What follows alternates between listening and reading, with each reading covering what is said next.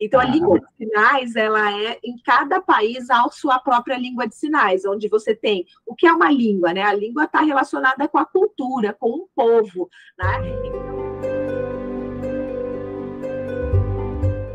Quanto tempo uma pessoa é capaz de dominar a comunicação de Libras fora a linguagem de sinais, né? Porque, como você mesmo disse, são duas coisas distintas, né? Exato. Então, você ser bilíngue é uma coisa, você passa a se comunicar com a pessoa surda porque você entende a relação da língua. Você ser tradutor e intérprete é uma outra relação que tem que haver uma formação para você também assimilar essas competências que são chamadas de competências tradutórias. Como toda língua, você precisa minimamente conviver, né? Você precisa se relacionar com o povo, com o público que utiliza esse sistema linguístico. Então, isso vai variar do quanto você tem acesso.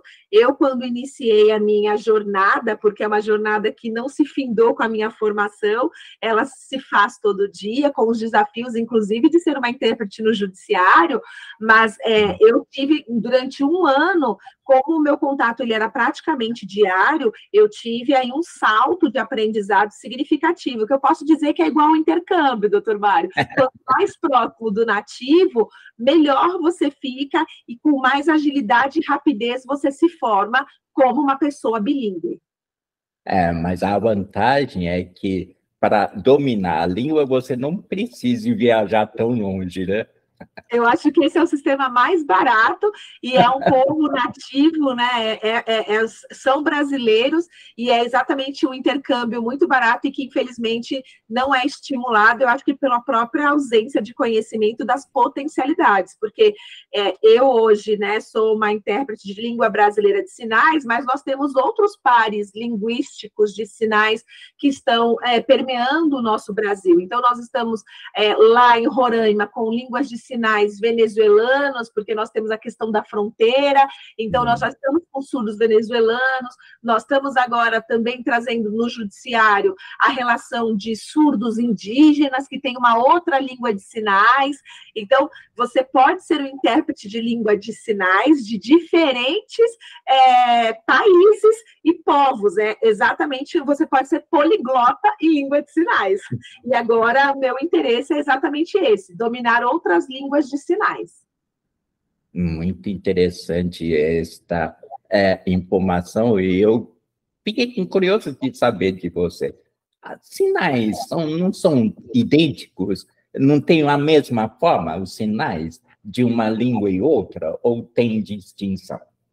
Olha que bacana, né, doutor Mário? As pessoas sempre acreditam que a língua de sinais ela é universal. E aí eu faço essa pergunta, por que a gente não faz uma exigência de uma língua oral universal? Então, isso já vai mostrando para a gente que, de uma certa forma, a gente quer homogeneizar os povos, né? Então, a língua de sinais, ela é, em cada país, há a sua própria língua de sinais, onde você tem o que é uma língua, né? A língua está relacionada com a cultura, com o povo, né? Então, ainda que você seja um surdo no Brasil, você vai falar Libras, e se você é um surdo na França, você vai falar língua de sinais francesa. Mas, quando esses povos, né, quando essas pessoas surdas do mundo todo se reúnem para um evento, assim como nós temos a língua inglesa, que é uma língua franca, que é uma língua business, né, que vai trazer aí as relações comerciais e que atendam aí as demandas de um povo capitalista, a comunidade surda também tem uma língua que é tida como uma língua franca, que a gente chama de língua de sinais internacionais. Então, você tem a língua do nosso país, que é a Libras, mas quando outros surdos de outros países se conectam, o inglês, que é para nós uma língua franca, para a comunidade surda é o antigo gestuno, que a gente tem chamado de língua de sinais internacionais, que, claro, tem muitas semelhanças, algumas questões, por exemplo, a nossa, que deriva da língua de sinais francesa, ela tem muitos sinais parecidos, mas nós também temos a questão da regionalidade. Então, em São Paulo, quando você fala branco, a gente faz esse sinal aqui para falar sobre a questão da cor branca. Então, a gente lembra de leite de vaca, latifúndio, toda essa aqui em São Paulo. Lá no Sul se fala de branco, né? Então, essa relação de branco está muito próximo e que também tem sido discutido, se esse é um sinal hoje adequado, da maioria daqueles povos que estão lá, que são, na sua maioria, descendentes de europeus. Então, há também, não só diferentes sinais por conta de países diferentes, mas também há uma questão de regionalidade. Muito bem. São vários temas que eu posso abranger aqui, mas vamos a alguns tópicos que eu utilizo aqui para não seguir, para não desvirtuar ao objetivo meu aqui. O problema no sentido de comunicação, de fato, o fato de você ter que interpretar é uma responsabilidade muito grande. É claro, cada um é sujeito a errar algumas vezes, mas como você pratica a ponto de evitar equívocos ou erros que possam surgir? Se eu falar hoje dentro de... Porque nós temos várias esferas de interpretação, né? Então, nós temos profissionais que interpretam na esfera educacional, estão dentro de salas de aula, acompanhando todos os níveis de escolaridade. Temos intérpretes na cultura, pensando e trazendo a realidade da participação da comunidade surda em eventos artísticos culturais. Nós temos intérpretes responsáveis para intermediar a questão linguística na área da saúde, mas aqui entre colegas eu vou falar um pouquinho desse repertório a partir da responsabilidade de interpretar na esfera jurídica, né? E que aí a esfera jurídica, ela não se resume só à sala de audiência. Às vezes, os colegas acreditam que essa seja a única necessidade de cidadania da pessoa surda no contexto jurídico, mas eu interpreto com consultas com advogados que acabam tendo clientes surdos e não tem como mediar linguisticamente, até compreender quais são as razões que os surdos lhe procuram para os seus direitos.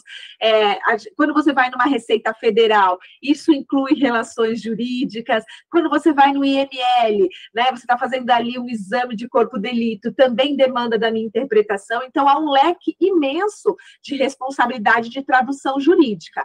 E quando você pergunta para mim sobre essa responsabilidade, eu acho que o que a gente está trazendo aqui para o Brasil e para as pessoas que estão entrando nessa esfera é que você está lidando com a vida de um cidadão, que você está erguendo a voz dele, porque às vezes eu vejo muita gente falando, eu sou a voz do surdo. O surdo tem voz, né? O surdo tem voz, ele tem língua. O que ele não tem é um país que acolha a sua língua com a oficialidade. Então, ele necessita, para a garantia do seu direito, da efetividade do intérprete. Então, o intérprete que se prepara, que conhece a esfera, que domina o processo previamente, é um elemento formador, para ele entender o que ele vai fazer naquela audiência, é o que minimiza os riscos, porque aí eu começo a ter só que administrar aquilo que vai acontecer para além do que eu me preparei, né? Então, para realmente, para aquilo que eu sempre brinco, para o imprevisto. Agora, lidar com, por exemplo, os gatilhos emocionais de uma audiência, eu tenho que saber se eu vou negar fazer aquela audiência ou não. Então,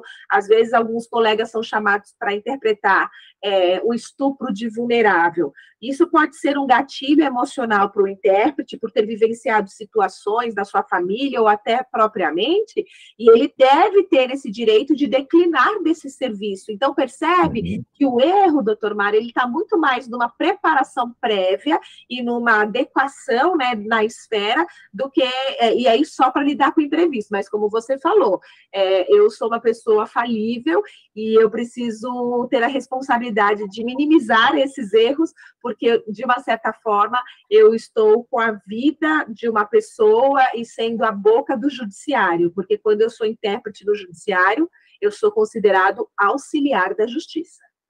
No